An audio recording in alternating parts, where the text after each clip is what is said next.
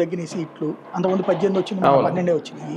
అంటే కుమారస్వామి అయినట్టు అక్కడ తగ్గే వాటి కోసం ఇక్కడ పొత్తు పెట్టుకున్నారు. ఆ టైంలో పవన్ కళ్యాణ్ గారు ఉపయోగపడ్డారు. ఇక్కడ నడిచిపోయింది. ఆ కూటమి అన్నది విజయం సాధించింది.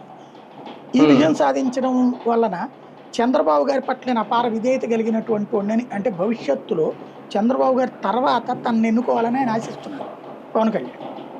మరి లోకేష్ గారు ఉన్నారు, అందుకనినే జాగ్రత్త పడుతున్నాడు. లోకేష్ ని ఇప్పుడు విజయం తర్వాత లోకేష్ సీఎం అంటే గనక తన సొంత వాళ్లే తనని వ్యతిరేకిస్తారు. అందుకే నాకు కులం లేదని చెప్తున్నాడు. ఇప్పుడు పవన్ కళ్యాణ్ గెలిపించినటువంటి ఇప్పుడు పిఠాపురంలో గెలిపించారు కదా, గాజువాక భీమవరంలో గెలిపించలేదు కదా ఇంతకుముందు. అట్లాగే ఎక్కువగా సీట్లు గెలిచింది ఇప్పుడు ఎక్కడ, కాపు సామాజిక వర్గం ఉన్న ఏరియా జనసేన గెలిచారు అంతే. ఈవెన్ బాలరాజు లాంటి చోట గెలిచారు. ఓకే, గిరిజన నియోజకవర్గం ఏరియాలో ఎక్కువగా గెలిచారు.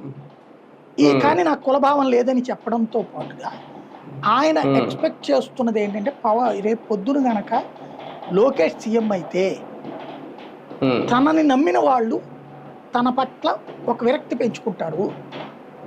మొన్న తనకి ఓట్లేసిన వాళ్ళందరూ కూడా తను సీఎం కావాలన్న ఉద్దేశంతో 21కి 21 ఇచ్చారు. తను సీఎం కావాలన్న ఉద్దేశంతో మొన్న ప్రతి ఒక్కడు భవిష్యత్తులోనైనా పవన్ కళ్యాణ్ సీఎం కావాలని ఓటేసినోడు, కానీ పొజిషన్ ని బట్టి అతనికి రాదు. కాబట్టి ఇది భవిష్యత్